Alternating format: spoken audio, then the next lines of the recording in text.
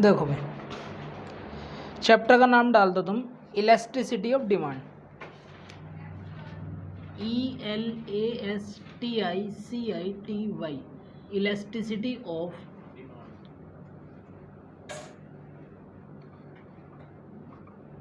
Demand, elasticity of demand, ठीक है ना। अब तो देखो, elasticity of demand, elasticity of demand, elasticity का मतलब क्या हुआ? देखो, इलास्टिसिटी का मतलब होता है लोच, घटना और बढ़ना। इसे हिंदी में बोलते हैं मांग की लोच, मांग की लोच। अब तुम देखो, अब मैं तुम्हें पहले ही बताता हूँ ये कितने नंबर का आता है एग्जाम में। ये तुम्हारा बीकॉम में, बीकॉम फर्स्ट ईयर में, इसका जो इलास्टिसिटी ऑफ डिमांड से जो क्वेश्चन आते हैं वो आते हैं 4-4 नंबर के 2 क्वेश्चन, 4-4 नंबर के, कोई बात नहीं, 4-4 नंबर के 2 क्वेश्चन, है ना। यानी कि 8 नंबर का मैटर, 8 नंबर का चैप्टर है ये हमारा। और जो इससे अगला करवाऊंगा उसका 15 नंबर का एक न्यूमेरिकल आएगा, वो पूरा 15 नंबर का चैप्टर है, ठीक है ना। तो इन्हें हमें देखो एक चीज़ बड़े ध्यान से समझनी, मैं पूरा कॉन्सेप्ट लिखवा रहा हूँ। लिख लिया तुमने? चैप्टर का नाम डाल लिया? चैप्टर का नाम डाल लो, इलास्टिसिटी ऑफ डिमांड, है ना। अब इसका मीनिंग मैं लिखवा रहा हूँ, वो लिखना है इसका meaning. Meaning of elasticity of demand, meaning of elasticity of demand, elasticity of demand, इसका मतलब क्या है? इसका मतलब है, बोलूं पहले? चलो लिखो, मैं बोल रहा हूँ। When price of a goods, when price of a goods falls, when price of a goods falls, its quantity demand rise. When price of a goods falls, या चलो लिख देता हूँ, when price of a goods falls, जब किसी goods के price कम होते हैं, it's quantity demand, QUANTITY, quantity demand, quantity demand rise, RISES, rises. तो उसकी क्वांटिटी डिमांड क्या होती है? बढ़ती है। अभी एग्जांपल से बताऊंगा। When price of goods increase, then its quantity demand, then its quantity demand falls। तो उसकी डिमांड जो है वो क्या होती है? घटती है। डिमांड जो है वो घटती है। कहना क्या चाह रहा हूँ, वस्तु की मांग का नियम क्या कहता है? वस्तु की मांग का नियम क्या कहता है? वो ये कहता है कि when price of a goods falls, यदि प्राइस क्या हो रहे हैं? घट रहे हैं, प्राइस घट रहे हैं। अभी एक बात बताओ, यदि आज ही ये कह दें, आज ही न्यूज़पेपर में आ जाए कि पेट्रोल तुम्हारा आज रात से सुबह के 6 बजे तक 50 रुपये लीटर बिकेगा, तो पेट्रोल पंप पे क्या लग जाएगी? लाइन। क्योंकि प्राइस क्या होगा? एक कम, तो पब्लिक की डिमांड क्या हो जाएगी? बढ़ जाएगी। इसका मतलब प्राइस कभी भी बढ़ते हैं तो पब्लिक की डिमांड कम होती है, और प्राइस घटते हैं तो डिमांड बढ़ती है। क्लियर है ना। तो यदि तुम P फॉर प्राइस, प्राइस बढ़ेगा तो डिमांड घटेगी, और प्राइस घटेगा तो डिमांड बढ़ेगी। तो इन दोनों में रिलेशन कैसा है? Inverse relation, INVERSE, inverse relation. तो इन दोनों में रिलेशन कैसा है? सही आ रहा है ना? Inverse relation. तो इन दोनों में रिलेशन कैसा है? Inverse relation. नोट कर लिया? करो नोट।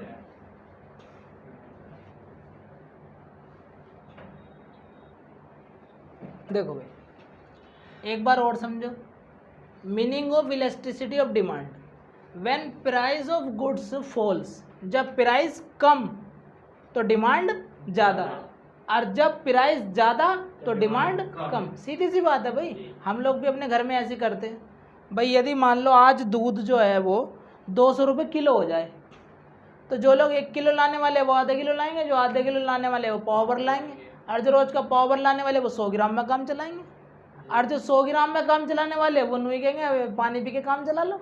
और क्या करें, ठीक है।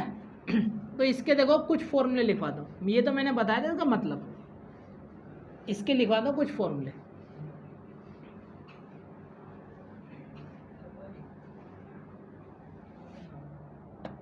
आओ भाई डालो, हेडिंग डालना मेरे साथ साथ ही डाल लो चाहे।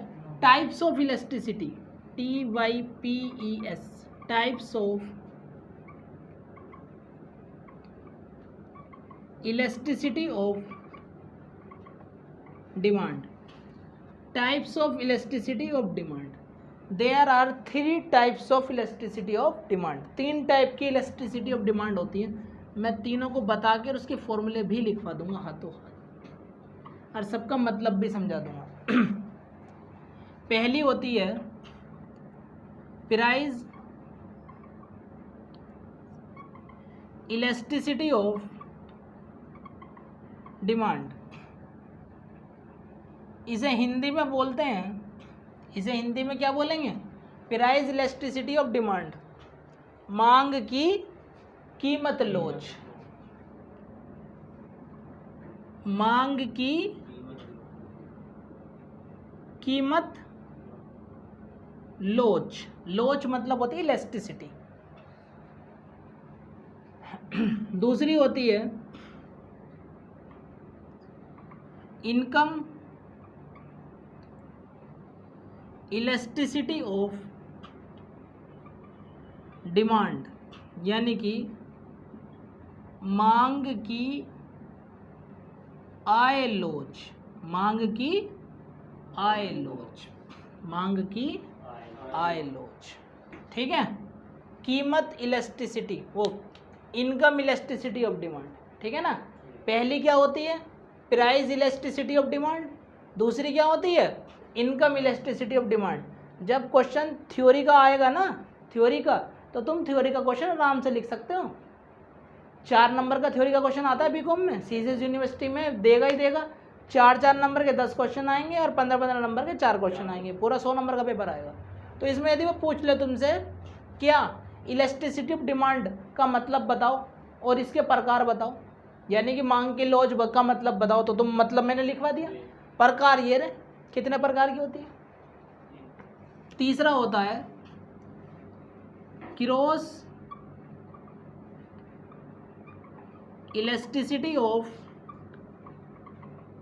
डिमांड, यानी कि मांग की आड़ी लोच, मांग की आड़ी लोच। अभी मैं इनके मतलब समझाता हूँ, इनके मतलब समझने में मजा आएगा तुम्हें। मांग की आड़ी लोच, इनके फॉर्मूले भी लिखवा दूँ इनके नीचे पे, ठीक है ना। इनको कैलकुलेट करने के फॉर्मूले भी लिखवा दूंगा।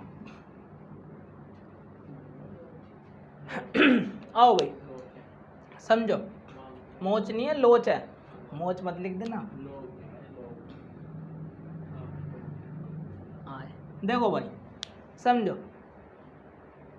Types of elasticity of demand, यानी कि इलास्टिसिटी ऑफ डिमांड, मांग की लोच के टाइप, प्रकार, कितने प्रकार के होते हैं। तो फर्स्ट टाइप हो गया इसका तुम्हारा price elasticity of demand. Price elasticity of demand यानी कि मांग की कीमत लोच, कि जब किसी चीज की कीमत बढ़ेगी और तो उसकी डिमांड क्या होगी, कम होगी, सीधी सी बात है, कम होगी, तो उसमें रिलेशन बताना, उसमें बताना। दूसरा है तुम्हारा income elasticity of demand, income elasticity of demand, है ना। इसमें क्या है, यदि व्यक्ति की इनकम बढ़ेगी तो उसकी डिमांड क्या होती है, बढ़ती है, तो उसकी डिमांड क्या होती है, बढ़ती है।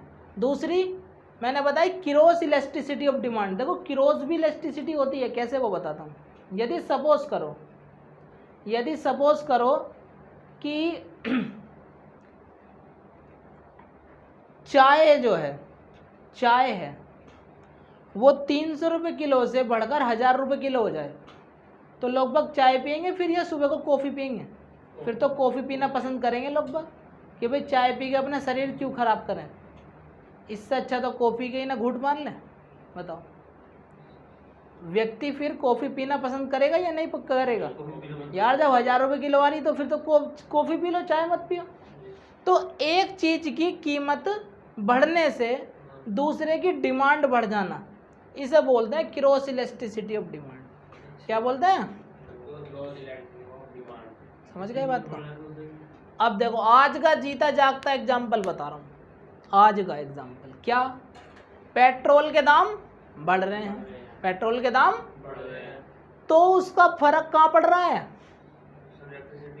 ना? इसका फर्क जो पड़ रहा है ना, वो ई बाइक पे पड़ रहा है, ई बाइक पे पड़ रहा है, इलेक्ट्रॉनिक बाइकों पे पड़ रहा है। लोग बाग इलेक्ट्रॉनिक कार, इलेक्ट्रॉनिक बाइक खरीदना पसंद कर रहे हैं, तो इसका फर्क कहाँ पड़ रहा है? यहाँ। तो ये क्रॉस इलास्टिसिटी तो है। जब पेट्रोल के रेट बढ़े तो ई बाइक के रेट भी बढ़े, क्रॉस हो गया, आपस में टक्कर मार गए ना दोनों, ये होता है। इसे बोलता है क्रॉस इलास्टिसिटी ऑफ डिमांड। ठीक है, यानी कि प्राइस इलास्टिसिटी ऑफ डिमांड के अंदर किसी वस्तु की कीमत में जो परसेंटेज चेंज होती है ना, वो बताता है। यहाँ पर जो इनकम में और डिमांड में चेंज होती है वो बताता है, और वहाँ पर किसी एक प्रोडक्ट के मुकाबले दूसरे प्रोडक्ट की उसमें डिमांड में चेंज होती है वो बताता है। ठीक है ना? अब इनके फॉर्मूले देख लो। प्राइस इलास्टिसिटी को ई फॉर इलास्टिसिटी और पी फॉर प्राइस, तो इसे ऐसे डिनोट करते हैं, प्राइस इलास्टिसिटी ऑफ डिमांड। तो यहाँ लिखो percentage change in demand divide by percentage change in price. अभी बताऊंगा परसेंटेज भी निकाल ले, ठीक है ना? इसको बोलेंगे इलास्टिसिटी किसकी? इनकम की। इनकम को क्या से शो करते हैं? आई से, तो ई आई निकाल दोगे तुम। Percentage change in demand.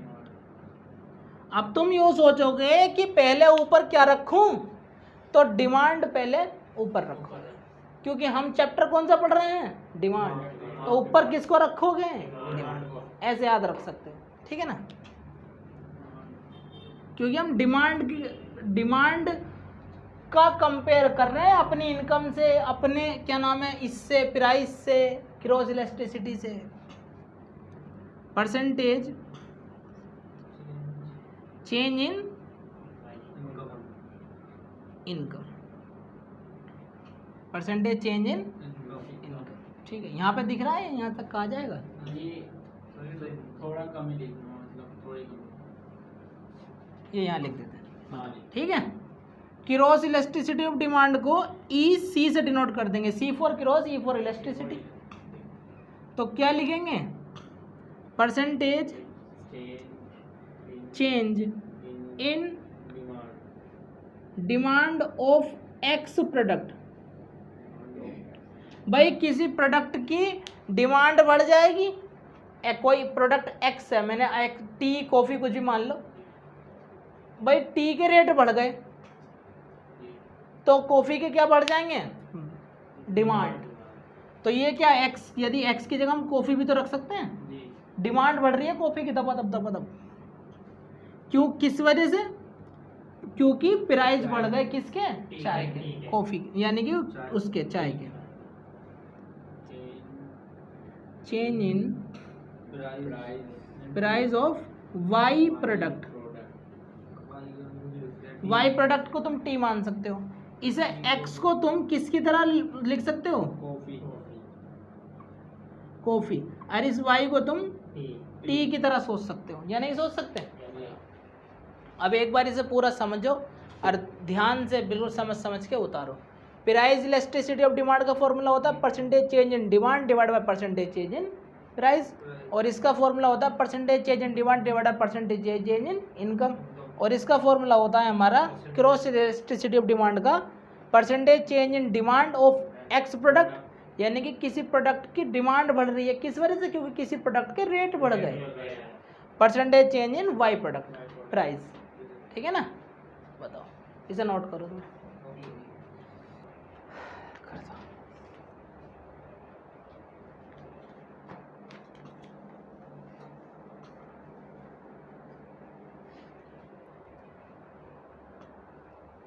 अब हम इन पे क्वेश्चन करेंगे, इसका क्वेश्चन, इसका क्वेश्चन, इसका क्वेश्चन, सबके क्वेश्चंस एक बार करेंगे, फिर हमें पता लगेगा कि किस टाइप से क्वेश्चन एग्जाम में आते हैं 4-4 नंबर में।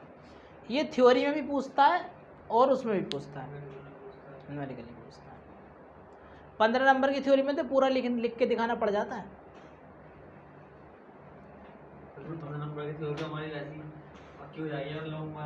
और क्या,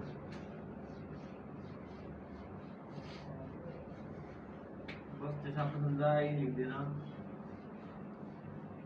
एग्जाम्पल के तौर पर नहीं बनाना है।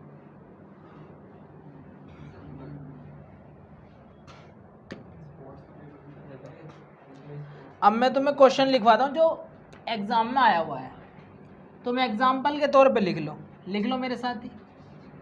Last year gold rate was 20,000 रुपये पर 10 ग्राम, 10G का मतलब है 10 ग्राम, है ना। And this year price increase to 28,000 रुपये पर 10 ग्राम। Find percentage increase in price, find percentage increase in price, find percentage increase in price. अब मैंने इलास्टिसिटी ऑफ डिमांड का क्वेश्चन नहीं लिखवाया, केवल ऑर्डिनरी क्वेश्चन लिखवाया तुम्हें। देखो जी, लास्ट ईयर यानी कि पिछले साल जो प्राइस था वो क्या था, 20,000, यानी कि प्राइस ओल्ड वाले, प्राइस क्या है, ओल्ड वाले कितने थे, प्राइस तुम्हारे न्यू वाले कितने हो गए, कह रहा ना इंक्रीज टू, बढ़कर 28,000 हो गए, है ना। तो कितने परसेंट बढ़ गए, तो देखो परसेंटेज इंक्रीज कैसे निकालोगे, कितने बढ़ गए, 20 से 28 हो गए, 20 से 28 हो गए, कितने बढ़ गए, 8,000, 8,000 बढ़ गए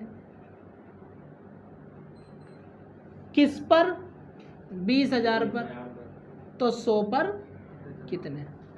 हमेशा व्यक्ति जो कंपेयर कराता है वो पुराने वाले से तो करवाता है।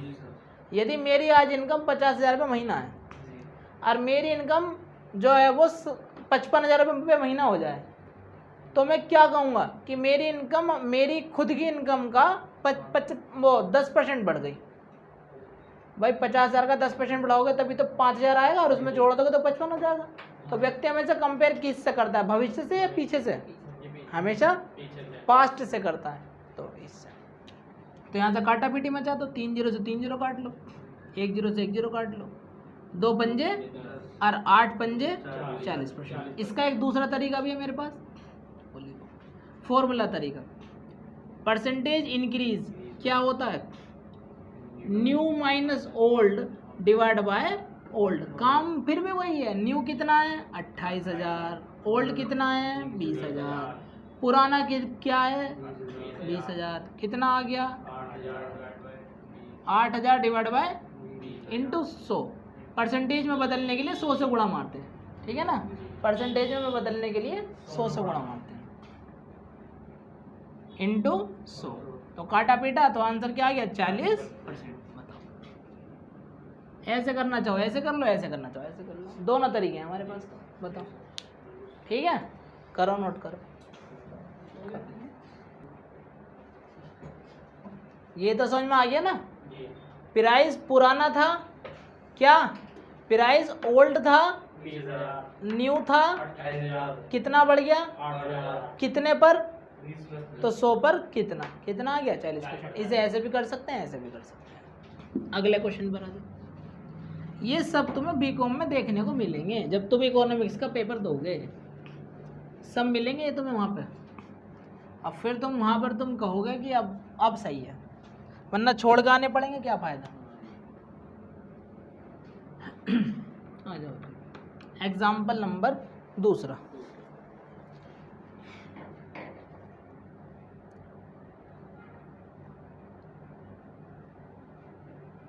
द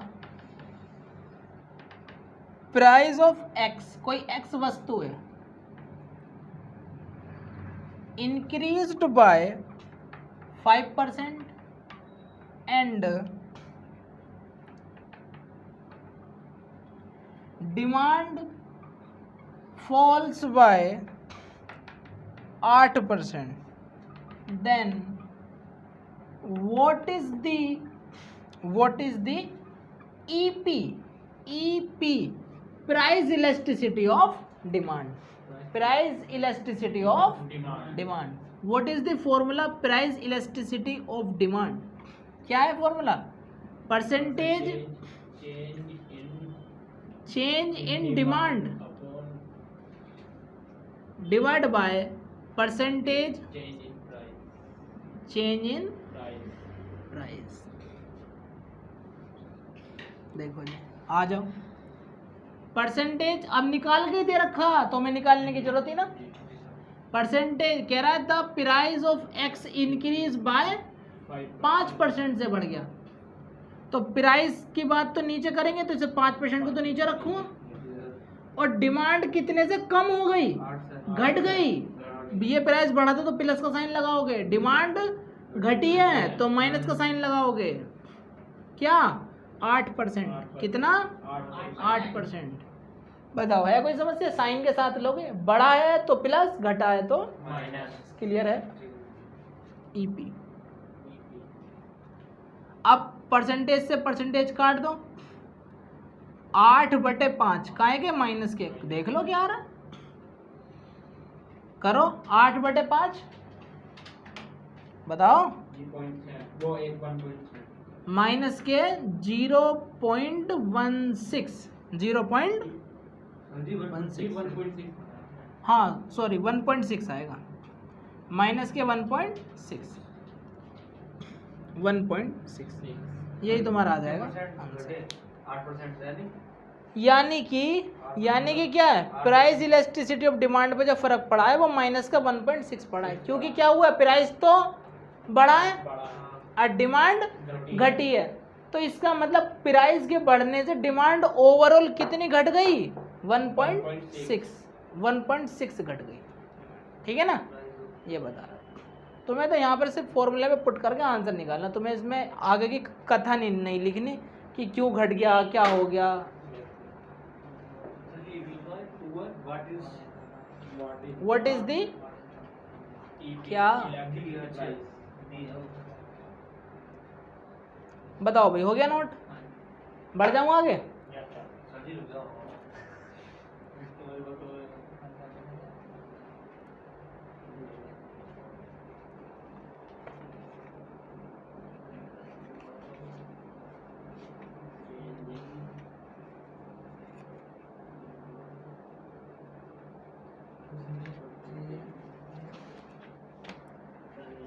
तो तुमने इसी वो कर दिया, बढ़ा दिया है।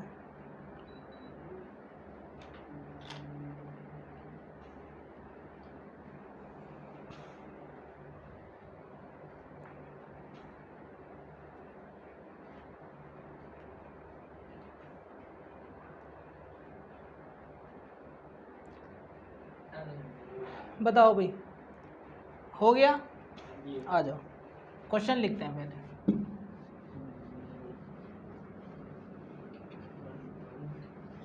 क्वेश्चन लिखते हैं पहले, मोस्ट इंपोर्टेंट क्वेश्चन लिखवा रहा हूँ तक का जो आया हुआ है एग्जाम्पल के तौर पे।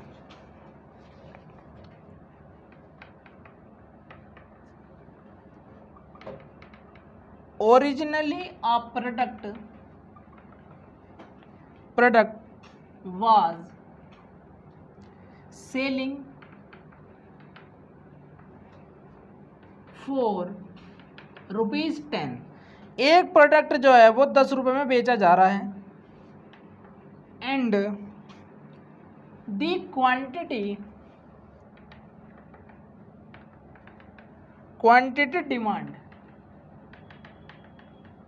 डिमांडेड वाज कितना है 1000 यूनिट। कोई चीज़ 10 रुपये में बेच रहा, मैं कह रहा हूँ कि कोई ठेले वाला है और एक सेब 10 रुपये का दे रहा है, तो उसके कितने सेब बिक जाते हैं 1000, ठीक है ना। The product price change to 14 रुपये। कितने रुपये बढ़ा दिए इसने, बंधु ने 4 रुपये बढ़ा दिए, चेंज कर दिए 14 रुपये कर दिए and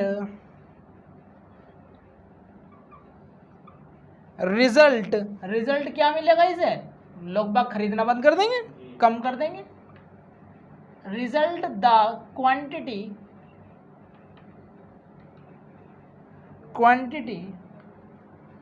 demand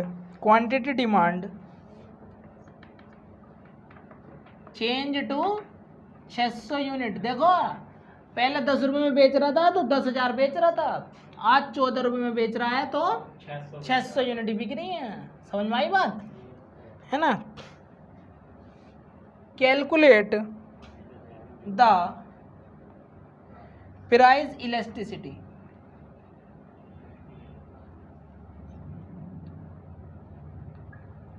calculate the price elasticity बताओ। Calculate the price elasticity. Question समझ लो पहले कोई चीज 10 रुपए की थी, आज क्या है 14 की। प्राइस लिखते हैं पहले, प्राइस और डिमांड, न्यू और ओल्ड। मैं तुम्हें लिखने का भी तरीका बताऊंगा कि कैसे लिखना तुम्हें। वर्किंग नोट बना लेंगे इसे, क्या बना लेंगे, थोड़ा सा चलो साइड में को लिखवा देता हूँ।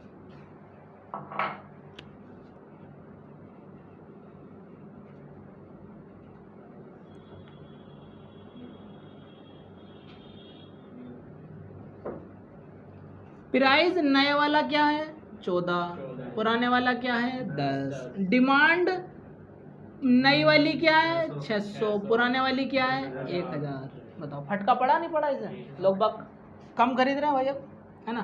तो देखो परसेंटेज चेंज, ये दिख रहा है यहाँ तक का। परसेंटेज चेंज क्या था तरीका, परसेंटेज चेंज का क्या था तरीका, क्या बताया था, new minus old. 14 minus 10 divide by old. Old कितना है 10, तो निकल जाएगा 14 में से 10 का कितने बचे 4/10। New minus old divide by old into 100 करो। अरे बताओ भाई 14 माइनस 10/10 इंटू 100 कितना आ गया है 40। जल्दी से बता दे करो, ऐसे मत करे करो। 40% आ रहा। फिर ये new minus old divide by old into 100 बताओ कितना आ रहा। माइनस में आएगा लेकिन ये बताओ, माइनस 40%, माइनस 40%, माइनस 40%। ठीक है भाई, 400 डिवाइड बाय 1000 इंटू 100 माइनस 40। सीधी सी बात है भाई। तो ये तो हो गया हमारा वर्किंग नोट। अब क्या निकालेंगे हम, प्राइस इलास्टिसिटी ऑफ डिमांड क्या था? परसेंटेज। देखो चेंज का साइन में डेल्टा भी होता है, चेंज की जगह हम डेल्टा भी लिख सकते हैं, ठीक है ना, तुम चेंज भी लिख लेना चाहिए। Percentage change in demand divide by percentage change in price कितना है डिमांड में चेंज, माइनस के 40, प्राइस में कि क्या है चेंज, प्लस के 40, ये कट गया, कितना हो गया, माइनस के 1। आंसर क्या आ गया, माइनस के 1। बताओ है कोई दुख तकलीफ? आंसर क्या आ जाएगा, माइनस के, नहीं परसेंटेज में नहीं आने का, परसेंटेज से परसेंटेज कट चुका, ऐसे कैसे आ जाएगा परसेंटेज में आंसर? इलास्टिसिटी का आंसर कभी परसेंटेज में नहीं आता, इलास्टिसिटी का आंसर 1 और -1 के बीच में आता है, मतलब -1 और 1, 1 और -1 के साथ तक आएगा, चाहे तो 1 आ जाएगा या -1 आ जाएगा, या इनके बीच में आएगा।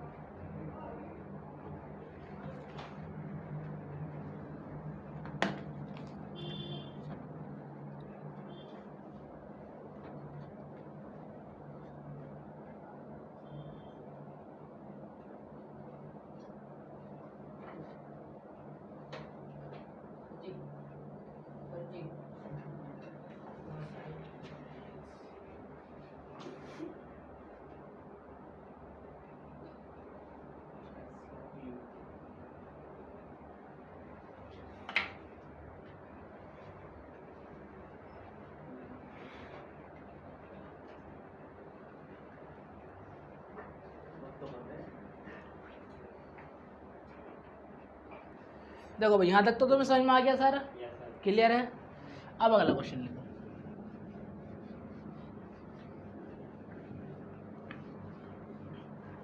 इसमें तुम्हारे 5-6 क्वेश्चन करवा दूंगा जिससे तुम्हारी प्रैक्टिस अच्छी हो जाएगी। इन्हीं में से एक क्वेश्चन तुम्हारा जो है वो एग्जाम में लग जाएगा। आओ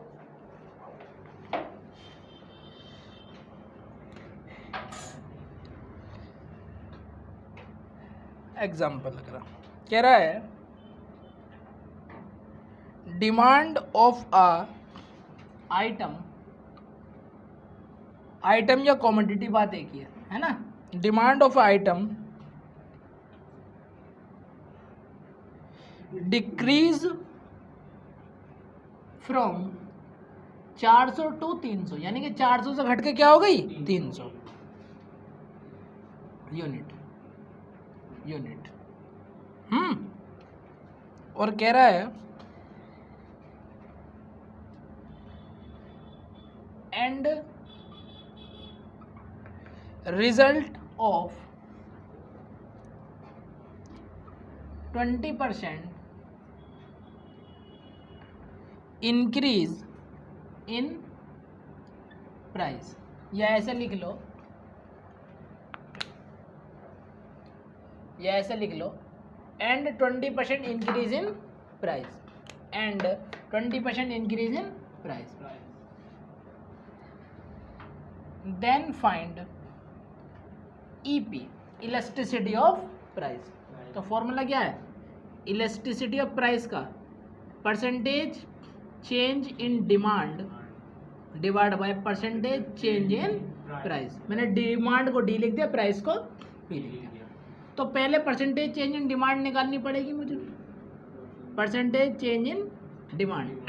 न्यू कितना है 300, कह रहा 400 तो 300 हो गया ना, तो न्यू कितना है 300 माइनस 400, डिमांड तो घटी है ना, तो न्यू वाली तो 300 होगी ना, new minus old divide by और माइनस के 100 बटे 400, यानी कि माइनस के 25%, माइनस के 25%। और प्राइस कितना बढ़ गया 20%, परसेंटेज से परसेंटेज कट गया, 5 चौक 20, 5 पंजे 25, 5/4 ये आ गया माइनस के 1.25, माइनस के 1. यही आ जाएगा तुम्हारा आंसर. जुकाम सा हो गया. ना ना उतार लो उतार लो.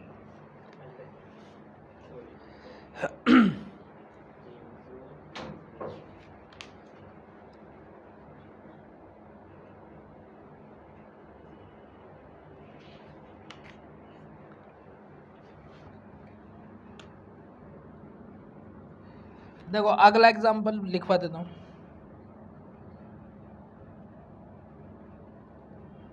द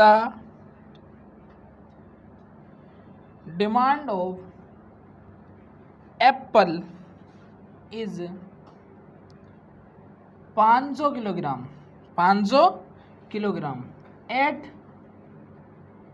प्राइस 400 रुपये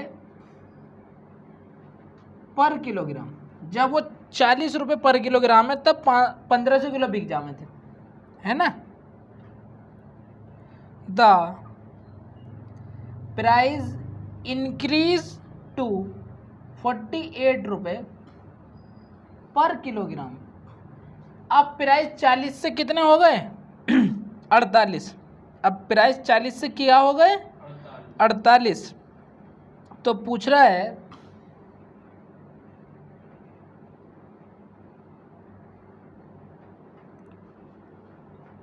what will be demand of apple, what will be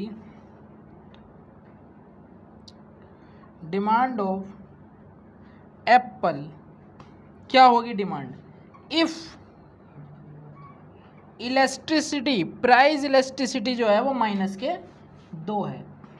यदि प्राइस इलेस्ट्रिसिटी माइनस के 2 है. देखो ये क्वेश्चन एक अच्छा क्वेश्चन है. ऊपर वाला नोट हो गया, रफ कर दूं?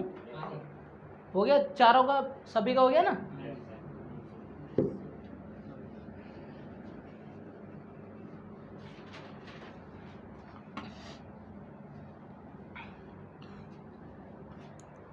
बस ये हमारा लास्ट क्वेश्चन है इसका, इससे बाहर नहीं आने का. द डिमांड ऑफ एप्पल कितना है 1500, और जब प्राइस क्या था प्राइस, अभी वर्किंग नोट कर रहे हैं. न्यू ओल्ड, देखो जरा ओल्ड वाले की बात कर रहे हैं. ओल्ड में प्राइस क्या था 40, डिमांड कितनी थी 1500 एप्पल बिक जाते थे, 1500 किलोग्राम बिक जाते थे. The price increase to 48, price कितने से हो गया, कितना हो गया 48 हो गया. तो कह रहा है what will be the demand, demand में मान लूँ एक्स बढ़ एक्स हो गई, प्राइस बढ़ा तो डिमांड घटी होगी. डिमांड क्या हुई होगी घटी होगी, सीधी सी बात है. बड़ी तो होगी नहीं, क्या होगी घटी होगी, सीधी सी बात है. अच्छा जी, और तुम्हें दिया क्या है उसने EP, price elasticity of demand, price elasticity of demand.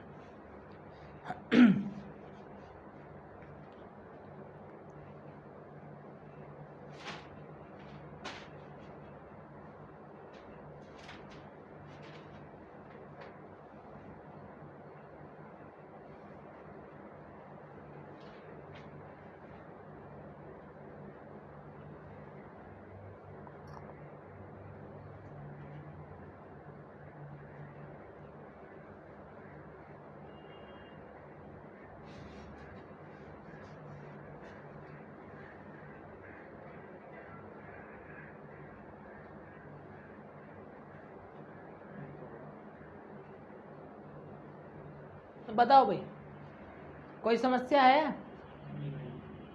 मुझे एक बात बता दो बस तुम, ये बड़ा होगा या ये बड़ा होगा? ओल्ड वाला ही बड़ा होगा क्योंकि डिमांड तो घटी होगी, है ना. बस तो यहाँ पे निकालो तुम परसेंटेज चेंज. पहले इसका निकालो प्राइस का, क्या था new minus old divide by old, पक्की बात. और यहाँ पर इसे रख लेता हूँ न्यू, न्यू कितना है ये new minus old divide by old, old कितना है कोई समस्या? और ये किस में होगा? इनटू 100 और इनटू 100, ये तो किस में हो जाएगा? परसेंटेज में। कोई समस्या तो नहीं है? इन्हें मैं ऐसे लिख रहा हूँ क्वेश्चन के अंदर। इलेस्टिसिटी ऑफ प्राइस क्या होता है? Percentage change in demand.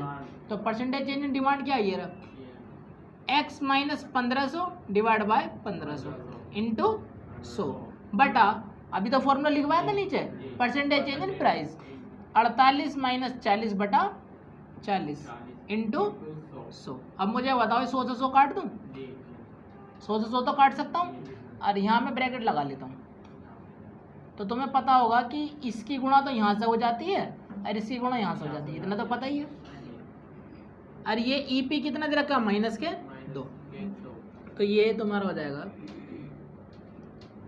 Into 40 बटे 48 माइनस 40, 48 माइनस 40 तो घटा के लिख लूँ 8, 1500 इंटू 8। कोई समस्या? कोई समस्या तो नहीं है। 8 पंजे 40। थोड़ी सी कैलकुलेशन यहाँ कर लूँ।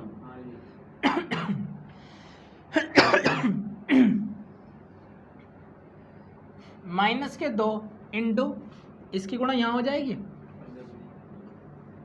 1500, 1 मान के क्रॉस मल्टीप्लाई हो गई ना गुणा, और इस 5 की गुणा इसमें हो जाएगी 5 इंटू एक्स माइनस 1500। आ जाओ जी। माइनस के 3000, 5x माइनस 15 पंजे 7500। ठीक, ये 7500 जाके इधर आ जाएगा, 7500 माइनस 3000 बराबर 5x। ये क्वेश्चन बैंक में गलत सॉल्व कर रखा है। स्वाति प्रकाशन के क्वेश्चन बैंक में ये क्वेश्चन गलत सॉल्व कर रखा है। ये देख लो तुम, कितना है 4500 बराबर 5x, और इसे इससे काटेंगे कितना आ जाएगा 9। तो x बराबर कितना आ गया? बताओ, मैंने क्या कहा था? घटेगी नहीं घटेगी? तो x क्या है? 900 यूनिट, नहीं किलोग्राम में आएगा ना, तो किलोग्राम्स। तो यही तुम्हारा फाइनल होगा आंसर। तो ये हमारा इलेस्टिसिटी ऑफ डिमांड का जो चैप्टर है वो यहीं ख़त्म होता है। ठीक है ना? कल हम चैप्टर जो करेंगे इसमें करेंगे थ्योरी ऑफ कॉस्ट, जो 15 नंबर का न्यूमेरिकल आएगा। ठीक है ना?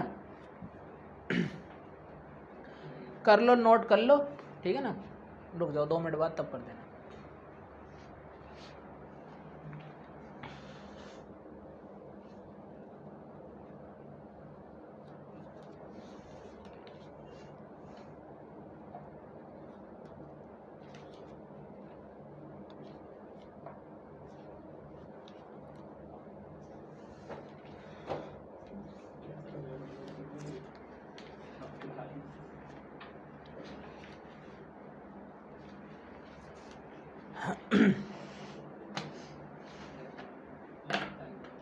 कर दो भाई।